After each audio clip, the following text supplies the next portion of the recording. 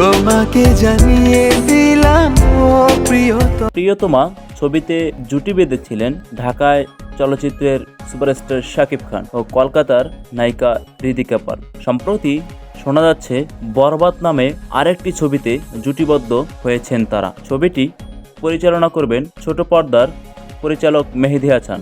এটি হবে তার প্রথম সিনেমা।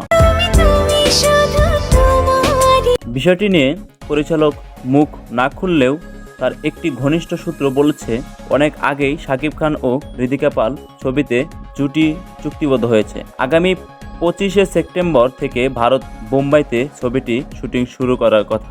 নাম প্রকাশ না করার শর্তেও ঘনিষ্ঠ সূত্র বলেন, বছরখানেক আগে পরিচালক মেহেদী হাসান হৃদয় শাকিব খানের এই ছবির গল্পটি শোনান।